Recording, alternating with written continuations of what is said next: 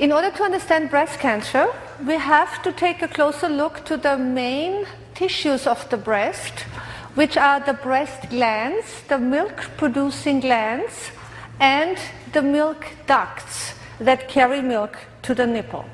So let's look at the system, because that will explain to us why there are two different cancers, different breast cancers. Okay. The breast glands are the oldest tissue of the breast. Being the oldest tissue, remember what we just learned, originating from the mesoderm, the breast glands are controlled from the old brain, to be precise, from a specific area in the cerebellum. During the later time of evolution, the milk ducts were lined with a new cell layer, which is squamous epithelial tissue. And this new layer, this new tissue type, this new cell layer, being a younger tissue type, is controlled from the cerebral cortex, from a very specific area. So what we can conclude here is the following. As far as breast glands and the milk duct lining is concerned, that these two tissues developed at different times during evolution. They derive from different embryonic germ layers. They consist of different tissue types. They are controlled from different parts of the brain. They relate to different biological conflicts, and therefore they cause different types of breast cancer. And we're going to start with the breast glands. The conflict that is linked to the breast glands is, as Dr. Hammer calls it, a nest-worry conflict. In nature, a female can suffer such a nest-worry conflict if her offspring is all of a sudden seriously sick or injured. If this is the case, the breast glands in the female breast will instantly start to multiply and to proliferate. And the biological purpose of the cell proliferation is to allow the female to produce more milk, and provide more milk for the offspring to speed up healing. And Dr. Hammer found that we women, that our breast glands, so to speak, respond the same way when we unexpectedly worry about a loved one. When a parent, one of our children, a partner, a dear friend, a sibling is a reason of concern. And this is how this works in details. The moment this worry conflict occurs, the conflict impacts in the area of the brain, specifically in the area of the cerebellum that controls the breast glands. And at this moment, the breast gland tissue, or the breast glands, immediately start to proliferate, forming a breast gland tumor or a breast cancer in the glands. And Dr. Hammer found that even if a woman is not breastfeeding, this age-old biological program is still set into motion, because the female breast is synonymous for caring and nurturing. What we have to realize now is that during the conflict active phase, there are no symptoms. So a woman that has a glandular breast tumor that is in the active phase will detect the tumor either through breast self-examination, or it will be detected through a mammogram. In any case, conventional medicine, or another point I want to make to clarify that, the size of the tumor, so the size of the glandular breast tumor, is determined by the intensity and the duration of the conflict. In other words, the tumor is always proportional to how intense the conflict is. So the more intense the worry conflict, the faster and bigger the tumor grows. But so we have to realize again that it is, and I keep emphasizing that it is the psyche that is the driving or the leading component of the unit. So again, we cannot ask a woman not to worry. But as I said before, it is a very important step to downgrade the conflict. So to put the worry situation in perspective, to talk about it. The woman will notice she's less stressed out, she can sleep a little bit better, and she's not as preoccupied with the conflict, because that implies that now the conflict mass is less, which means the tumor is going to become smaller, because the psyche, the brain, and in this case, of course, the organ, the breast glands, always work in synchronicity. Because of the cell proliferation, conventional medicine labels such a glandular tumor as a malignant growth. But Dr. Hammer clearly shows us that there is nothing malignant about such a tumor, that this is not a malignant growth, but an age-old natural biological response, and no reason to panic. With German new medicine and with the knowledge of the 5 biological laws, my friends, cancer is no longer a mystery. A woman that has been worrying about a loved one for a longer period of time will not be surprised if she finds out that she has a breast gland tumor. She will now understand why she has the breast tumor. She will also understand why she has the tumor in the breast glands. And on top of it, she will understand why she has the breast tumor in her right or in her left breast, because we also have an answer for that. Well, Dr. Hammer found whether a woman has a tumor on the right or left breast is determined by her biological laterality. In other words, by her handedness. So this is not if a woman or if a person writes with the right or left hand. Here we're talking about the biological laterality, which is determined at the first cell divisions, at the moment of conception. The easiest way, or an easy way to determine our laterality, or to establish it, I should say, is the clapping test. So I ask you please to clap in your hands. Okay? Thank you. So the hand that is on top is the leading hand and determines or tells us if we are biologically right or left-handed. Okay?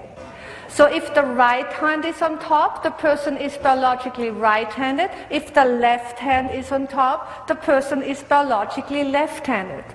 And this is the rule. So please remember that. So where are the right-handers? Hands up. And left.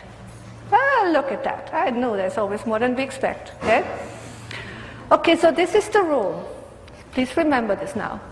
A right-handed woman responds to a conflict with her children or her mother with the left breast, or we can say with the left side of the body.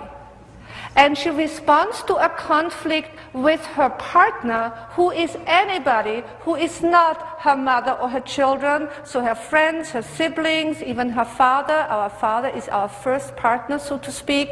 Our friends, so everybody who is not mother or children, okay, is on our right side. So a right-handed woman will respond to a worry conflict or a conflict in general over her partner, anybody who is not mother and children, with the left side, with the right side of the body. For left-handed, it is reverse. So for left-handed, the right side is the mother-child side, and the left side is the partner side. So why is it this way? Well, a right-handed woman like me, I would carry my child on the right side, so on the left side, so my right hand is free to do things, to operate, okay, to work and do things. So my mind, let's call it my biological mind, associates the left side with my child. And Dr. Hammer found that this also applies to us right-handers, to our mother, and that the right side is our partner side. So this translates, as far as breast cancer is concerned, to the following.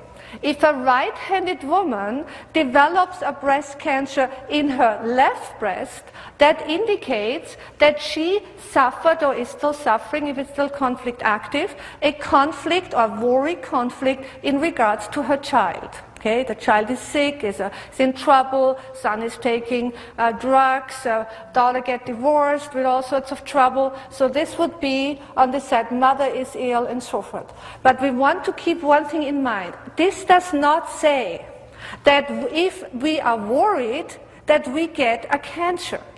Okay? It's the other way around. When a woman has a glandular breast cancer, then we know that she suffered or is still suffering a worry conflict, and that the worry conflict is the underlying cause of the conflict. So we always start with the symptoms, because the symptom indicates what is happening on the emotional and psychological level.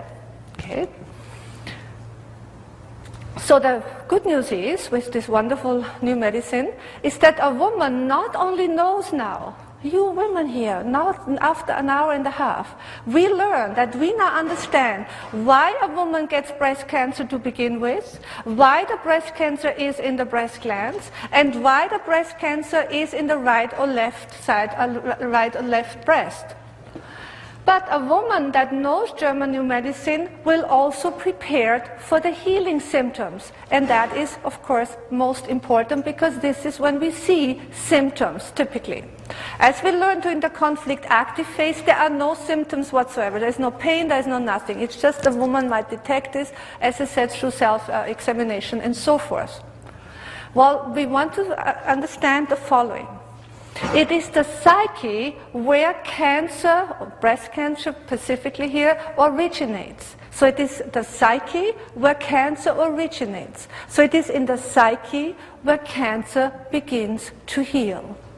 So let's see what happens during the healing phase. As we have learned with the fourth biological law, the moment the conflict is resolved, if the woman carries tubercular bacteria, then the tumor will be broken down and decomposed. Okay? So that is, I like to call it a construction site. There is a lot of decomposing and breaking down the tumor cells, causing potentially discharge, and this discharge can penetrate the skin. It is a foul-smelling discharge. It is literally a decomposing process. And this foul-smelling discharge can penetrate the skin, and if a woman is not prepared for that, it might scare her. But if she knows Dr. Hammer's work in German New Medicine, she will understand that this is a positive sign that the tumor is now in the healing process and is being naturally removed. She will also realize, as I explained, when such a tumor is broken down, there could be blood in the discharge. Of course, I always emphasize blood loss has to be watched, but blood in the discharge is nothing to be scared about per se. It is part of what is going on in the breast as far as healing is concerned. The woman will not be surprised that she has night sweats. Such a decomposing and healing process of the glands, of the breast gland tumor, can take 4 to 6 months, okay, depending on the size of the tumor. So a woman who knows Dr. Hammer's work will be prepared that this might take a little while, a few months even potentially, and she will not get scared. She will be mentally prepared and ready for that. She will understand that the night sweats are part of that healing process as an indication that the TB bacteria are doing a great job. One thing that is most significant, and this, my friends, applies to all tumors that grow, or better, that are decomposed during the healing phase. So breast gland tumor, colon tumor, liver tumor, lung tumor, prostate, uterus tumor, and so forth. When the tubercular bacteria are breaking down the tumor, they produce a lot of tubercular secretion. This is what has to be expelled, right? In this case, through the breast, through the skin. So they produce a lot of tubercular secretion. And tubercular secretion is very rich in protein. which is now eliminated. So it is essential to supplement the protein loss, because protein deficiency can cause serious complications. So we have to supplement the protein loss through a protein-rich food. Essential in order to support healing, because we have, cancer patients that are on raw food diets, on juice diets and all these things, and they get weaker and weaker and weaker, and the main reason is because they're missing proteins. So for us, when you have your night sweats, even if it's just one night, even if it's 2 nights, make sure you get your proteins, because that gives us energy. And in a case when there is a big tumor that has to be decomposed, if this takes months, this protein supplementation is essential to make it successfully through the healing phase. As we also learned, healing always takes place in a fluid environment, so there will be a lot of swelling in the breast, it will be very painful. Okay, on top of it, the woman is very tired, which is significant. She has to be tired, because this is not the time to jump around and do crazy things. This is the time to lie down and rest as much as possible, so we can support the body and doing that important healing process. So that's why there's little energy, so we need to give the body as much as energy as possible. This puts a little question marks behind cleansing, right? Cleansing can be very demanding on the body, so we have to look exactly what we're doing here, because if a woman in this case, goes through an intense healing phase and the cleansing is wiping her out, this is definitely counterproductive. So the point is to give the body energy, energy, energy, good food, healthy food, organic food, right? We need to feed the body specifically with proteins in order to support that healing process. And of course, there's also mental support. There is emotional support. So this is when we all have to help out. So if we have a loved one who is going through a healing phase, through any healing phase, in this case we're talking about breast gland tumor healing, we have to support the loved one. And so it is good when the whole pack, as I like to call it, when the whole family and the friends learn this great work, so we can support each other, right? And encourage the person doing that healing process. And this is also the work of the German New Medicine practitioner. The German New Medicine practitioner provides an environment free of fear and panic. He or she is supporting the patient, the client, during the healing phase on the physical level if necessary, because healing is already running its own course, but support the client and the patient emotionally and mentally, okay? Because, as Dr. Hammer points out so well, the biggest complication for any healing phase and every cancer healing phase is fear and panic. Because with fear and panic, we had a presentation last few months ago at the planetarium about abandonment and existence conflict. So fear and panic causes water retention, right? And the water, usually the retained water, goes into the healing organ, and this causes more pain and more swelling. So fear and panic is physically and mentally difficult. So, and Dr. Hammer's beautiful work gives us that gift that we do no longer have to fear cancer, okay? So we can prevent also further shocks. Well, we know this already, just to summarize it here. If the woman does not have the tubercular bacteria available or the fungi to remove the tumor will encapsulate and the tumor stays in place. So there is no night sweats, there is no inflammation, there's nothing, the tumor stays there.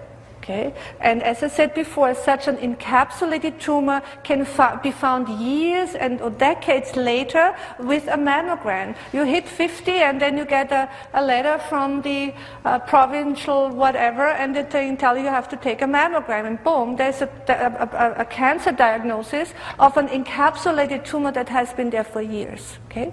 So it is important to understand all this, to have this information before we have any symptoms. And this does not only relate to breast cancer, because we know how to take it. Okay? And a woman can live with such an encapsulated tumor for the rest of her life.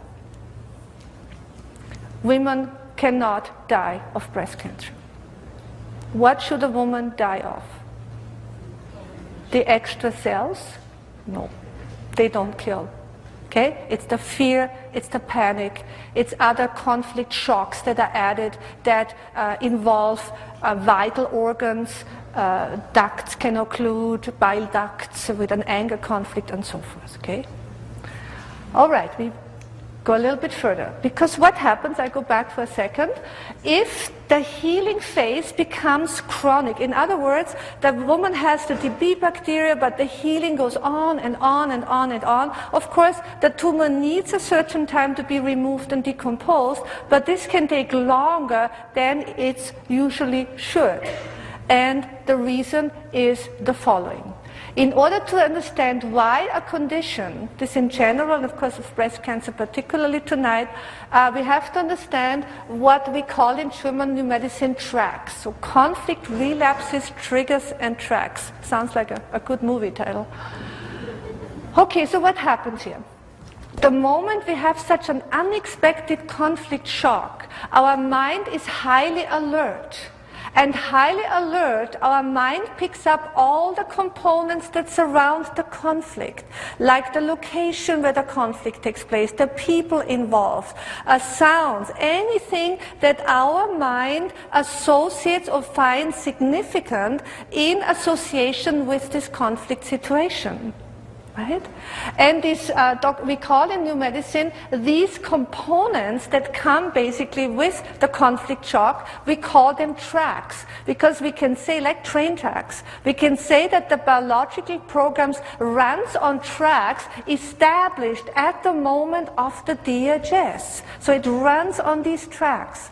But the biological purpose of the tracks is there's a reason for that. The biological purpose of the tracks is to be a warning signal, an alarm signal, saying last time you were at this location, last time you saw this person, last time you went by this hospital, last time you saw this type of car, you had a conflict, so watch out and stay away. So if a person is in the healing phase and all of a sudden sets on one of these tracks, the conflict relapses, and this is and is reactivated. And this is the conflict relapse that interrupts the healing phase and therefore also prolongs it. Right? And we call this situation, when a healing literally hangs here, we call this as I said, hanging healing situation, and this is the reason for chronic conditions or reoccurring symptoms, including reoccurring cancers. So in the case of a glandular breast cancer that is in healing with all the pus and discharge and the decomposing process, every time the woman sets on a track because the worry conflict is reactivated or any other trigger, then this will go on and on and on. So it is important to be aware of what is happening here. In German New Medicine, it is essential to identify these tracks so that the healing phase can be finally complete. So what we also have to realize, and this is significant, that any supportive treatment on the organ level can only be successful if we also heal or complete the healing process emotionally and psychologically, because it is the psyche that is the driving component of the unit. So any treatment on the organ level can only be supportive to ease the pain, to slow down, if you want, an intensive healing process, but it is us, it is our mind, it is us, up to us and our work, so to speak, to complete the healing parallel, of course, also on the psychological level. Otherwise it goes on and on and on. But the fact is, my friend, in regards to, let's say, glandular breast cancer, even if the healing phase takes longer, right? It is essential that the woman knows that this is not a malignant disease, that this is not going to kill her. It just takes longer. Of course, it's draining on the system, but it is the attitude and the understanding that this is a healing process. It's like we have a wound and we always, injure it or scratch against, oh my God, it's bleeding again, it's going to take 3 days longer.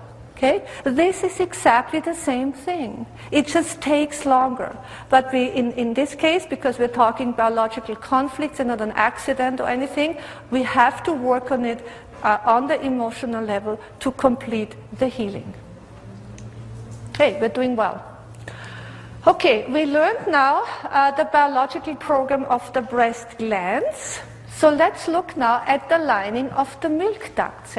We have learned breast gland cancer controlled from the cerebellum, linked to a nest-worry conflict, the lining of the milk ducts, ectodermal tissue controlled from the cortex, and a different tissue type, a different biological conflict, and therefore a different type of breast cancer. Okay, so let's look at the conflict. The conflict that is linked to the lining of the milk ducts is, as Dr. Hammer calls it, a separation conflict. In this case, if that happens in nature, in this situation, a female is not worried about an offspring. In this case, there was a separation from the offspring because the baby, the offspring, is lost or had been killed. If this is the case, the lining of the milk ducts instantly starts to ulcerate, causing tissue loss. And the biological purpose of the ulceration in the milk ducts is to widen the ducts so that the milk that is no longer used can drain off easier, which prevents congestion of milk in the breast. We see again a very significant reason why there is tissue loss, just like we have learned with the cervix.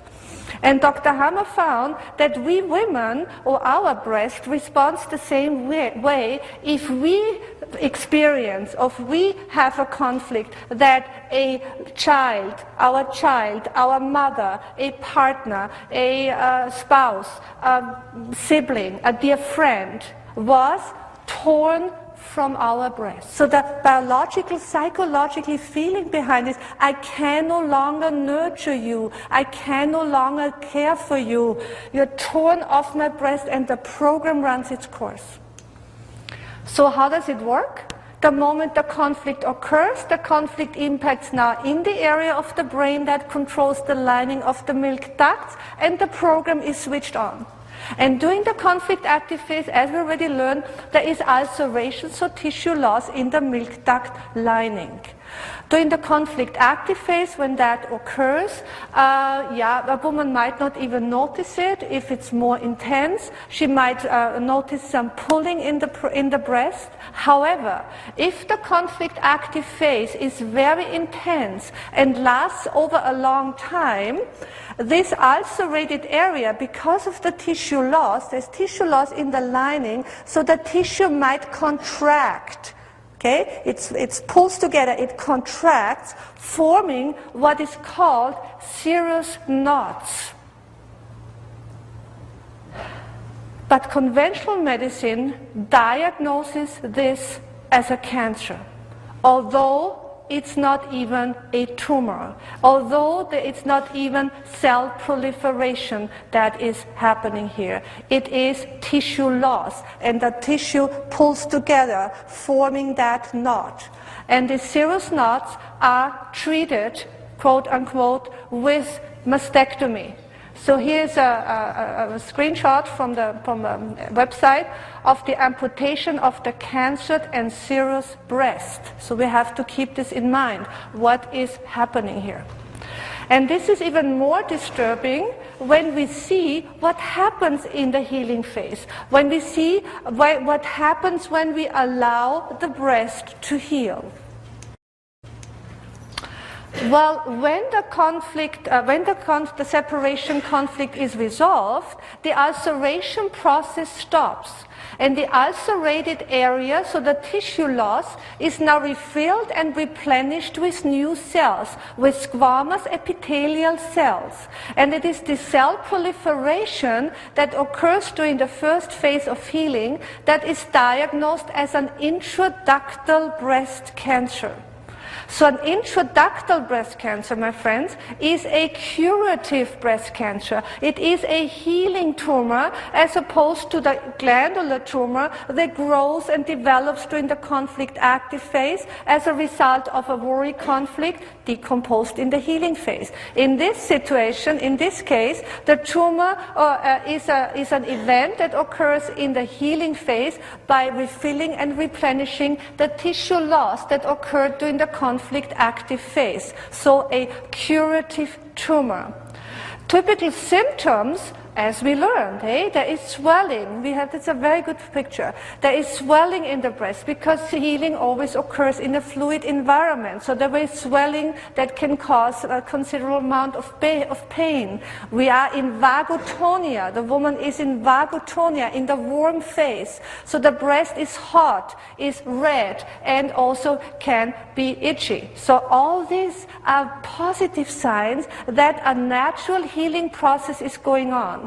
Conventional medicine, because of the cell proliferation, labels this tumor as malignant. But we see that this is not malignant, that nature is doing a very good job here. But we have a lot more things to say. The majority of breast cancers are in fact intraductal breast cancers, linked to a separation conflict. And this should not surprise us. Why the majority of breast cancers are intraductal, it should not surprise us where breast cancer is, on the rise. When we look at the divorce rate, when we see what is going on out there, second family, third family, another divorce, another separation. Separation conflicts, of course, can be caused by the death of a loved one, but also the fear of a separation, the fear of losing a loved one is already a reason why the program is switched on. And please, I'd like to emphasize again, it is a subjective event, okay? So not every divorce, not every loss of a loved one, not every argument that causes a fear of separation causes a breast cancer. We have to look at it from the other way around. If a woman has an intraductal breast cancer, then we know that this is a healing phase, that she is in the healing process of a separation conflict that has been resolved, and that the tumor is now a healing tumor. And that's why we often see intraductal breast cancer when women come to terms naturally with the separation, when they found, let's say, a new partner, or when the separation, the unexpected separation, let's say, even grieving period is over, when couples reconcile, is it right? Yeah, reconcile, sorry. Right? So this is when we can basically analyze this and say, well, it's good news, this is a healing process, the woman came to terms with that separation. Okay? Laterality, of course, has to be taken into account. So the good news is now we are in control of the situation. So a woman that finds out that she has an intraductal breast cancer, a right-handed woman, let's say in her right breast, right? She will know exactly why she has it. Because she realized, well, a year ago, 2 years ago, a few months ago, I had this breakup. I went through this separation with a partner, with a dear friend. My best friend moved away and she told me out of the blue, situations like that. And she goes into healing and she will realize what caused the cancer, and that she is now in good shape, that she is in the healing process. Again, the healing phase can be difficult, it can cause pain, it can go on for a long time, but the point is, and the good message is, a woman can never ever die of an intraductal cancer. This is not a vital organ. There is not the heart or the bronchial tubes involved that can occlude, right? It's painful, it's difficult, but it can cause death, really. Okay? Of course, tracks have to be watched, okay, because it is the tracks again, seeing the ex-spouse going to the place, another relapse of the separation issue, and then the healing phase is prolonged. So again, important to identify the tracks. It is not difficult to identify the tracks because we know now what conflict is behind that, and the moment we set on the track, we have cold hands. Okay? So when we look for the tracks, we just always ask, okay, observe your daily routines and what you do during the day, and when you get emotional and when things sort of come back emotionally, and when we are on the track, we get the cold hands, and when we know that's the track. And now we have to find ways and strategies to neutralize them, and that's work, but it's good work because it's the first step to complete the healing process. Naturally, such milk ducts are narrow, so they can easily cause, the tumor can easily cause inflammation in the breast, and this is then called an inflammatory breast cancer. According to conventional medicine, one of the most aggressive and most deadly. Well, all it is really is that there's inflammation in the breast, now treated as one of the most aggressive cancers. Okay, let's keep going. So we learned now that the intraductal breast cancer develops during the phase A of healing, right? This is where the swelling is, there's the edema and the water, this is in phase A. And during the epicrisis, remember what we learned, there's this sudden stress push that presses the edema out, so that is the water in the breast is pressed out, followed by the urinary phase. And after the epicrisis, the tumor slowly degrades. And some of you might have read those studies, right? The study from Norway, some breast cancers may clear up without treatment. Well, my friends, Dr. Hammer has been talking about this for over 20 years. Right? So we understand now what that implies. It means they clear up without treatment because it's already in healing anyhow, and it goes into this phase, into phase B. Okay? What happens in phase B? Well, as soon as the water is pressed out here, during the epicrisis, the tumor, as we just learned, slowly degrades and calcifies. So during phase B, we see microcalcification. On a mammogram, this microcalcification is visible as white specks. But hold on to your hats, because conventional medicine diagnoses these white specks as a cancer. New York Times, June 22nd, 2004. The diagnosis of ductal carcinoma in situ, a non-invasive lesion of the lining of the milk ducts, has increased markedly in recent years. As a result of the widespread use of mammography. In 1983, the condition was diagnosed in 4,800 women. 2 decades later, the number has soared to more than 50,000, with the vast majority of the lesions detected as microcalcifications on mammograms. And how is the microcalcification treated? With mastectomy. Okay? Mastectomy is an effective treatment for a widespread or malignant appearing microcalcification throughout the breast. My ladies, we have to be on top of this. Okay? We see what's out there, and we have to protect ourselves. With German New Medicine, my friends, the mutilation of women and the war on cancer with chemical and radioactive weapon is over. So why, we might ask, is Dr. Hammer's work not taught in medical schools? Why are not patients all over the world treated based on his discoveries? Why is this not common knowledge? Well, I'd like to give you a little bit of a background information.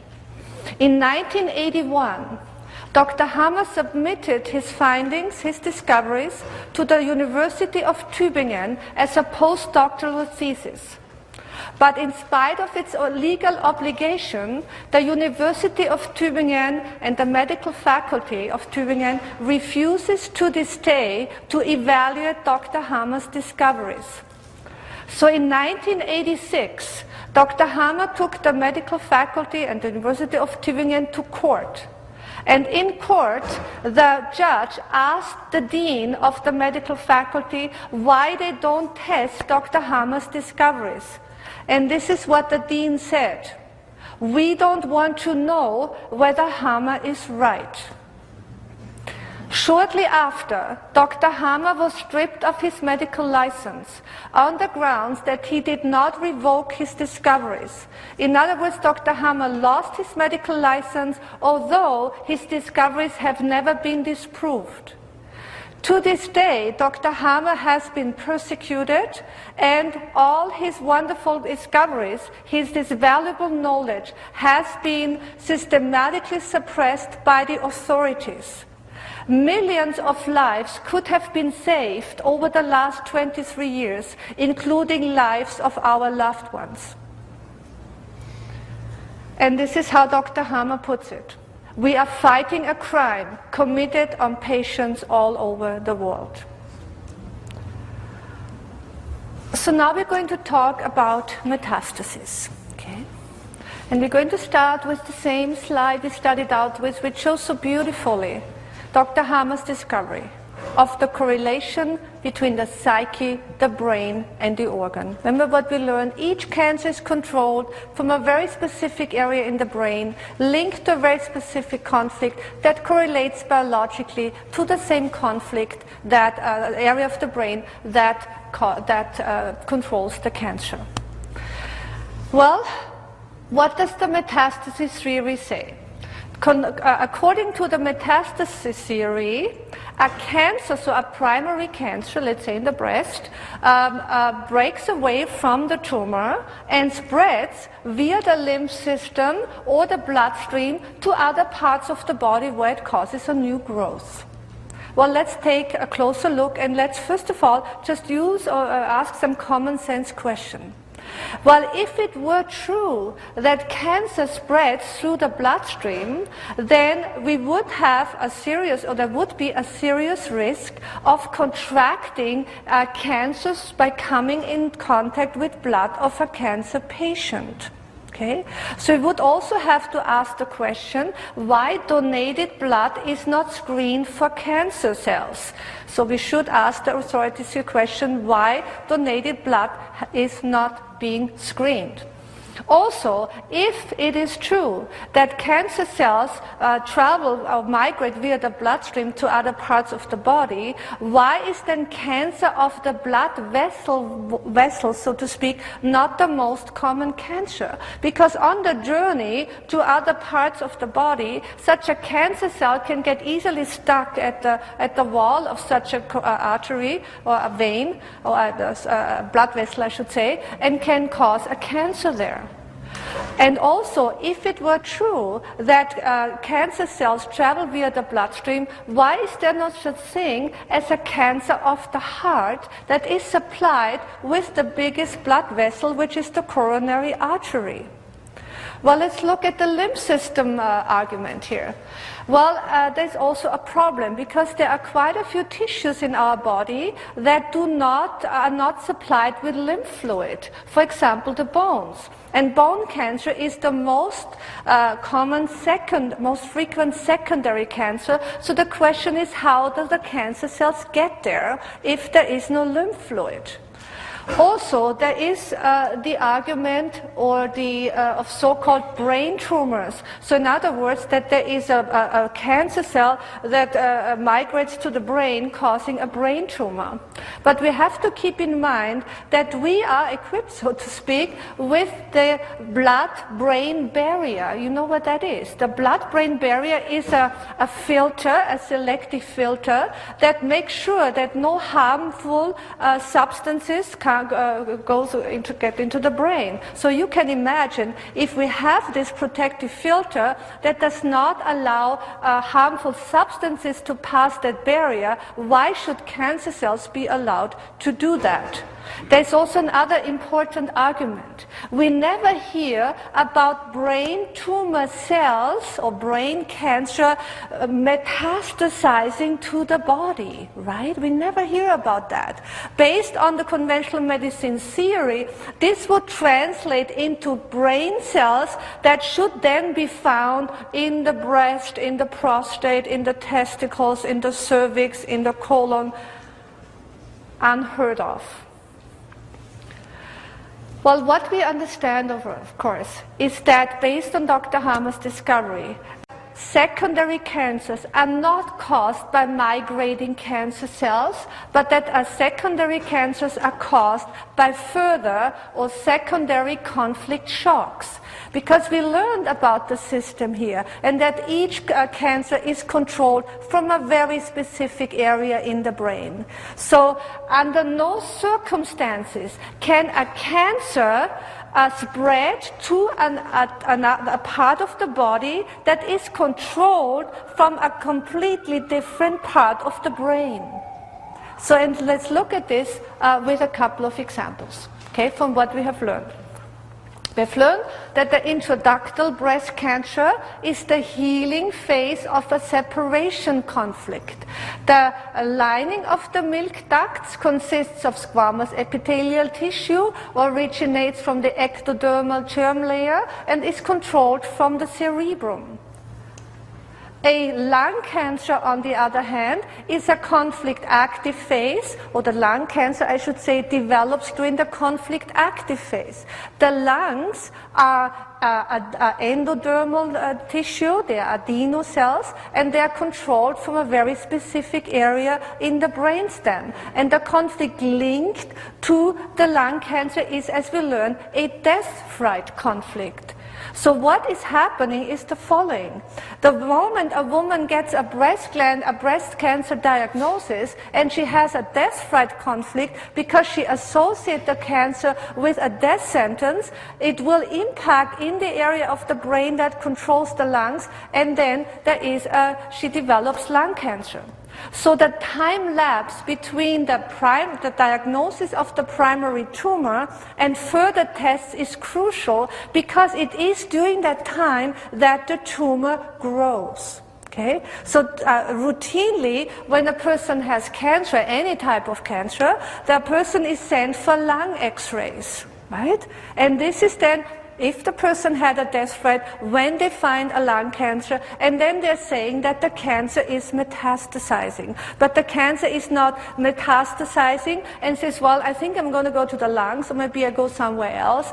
I mean, this is obviously a new shock, and a cancer that is controlled from an entirely different part of the brain. It's a different tissue, and it is a different phase. And the same applies to bone cancer. Okay? Bone cancer is the most frequent secondary cancer after lung cancer. So let's see what happens. The bones are controlled from the cerebral medulla, up here, from the cerebral medulla. They are of mesodermal origin. And the conflict is a self-devaluation conflict. So you can imagine, if a woman gets a breast cancer diagnosis, she can truly have a self-devaluation conflict. A self-devaluation conflict means now I'm useless at this site, at this area.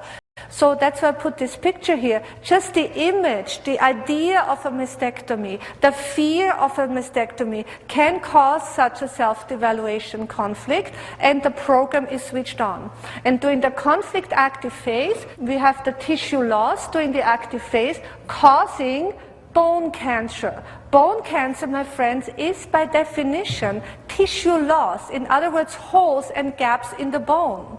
And Dr. Hammer often shares this with us, that when he was a medical student, he had a hard time with this, because he said, we always learned that a cancer is a growth. But in the case of bone cancer, all of a sudden it's not a growth, but it is a hole. It is a tissue loss. It is gaps and holes in the bones. So this would translate into the following scenario, and just follow the logic. This would translate into following, that a breast gland cells breaks away from the milk ducts, migrates all the way to the bone, and causes in the bone a hole. This is the logic. But what we also understand here, and we see that why this metastasis theory has so many contradictions and there's so many unanswered questions. But what we also understand is the following, that again, routinely, the woman is sent, in this case, the breast cancer patient, is sent for lung x-ray and for bone tests, right? And the bone cancer is typically found in the sternum or in the ribs, in the area where there is potentially, where there is the tumor, because this is where the self-evaluation conflict runs its course, and this is why they find the bone cancer in this area of the brain, of the bone. With German new medicine, all these conflict shocks, these diagnosis shocks, these secondary cancers of these types can be prevented, because a woman understands why she has a breast cancer, she understands why it's in the ducts, she understands why it's in the glands, she understands why it's the right or left breast, she knows when it's active, she knows what it's healing. My friends, what are we going to do? Well, first of all, we have to stop walking. We have to stop walking. And we have to educate ourselves. And we have to liberate ourselves from this kind of control. And with German new medicine, we are in control. We can live without a fear of cancer. Or to say it metaphorically, with German new medicine and Dr. Hammer's great gift to us, we can reclaim the daffodils and the color pink. Thank you.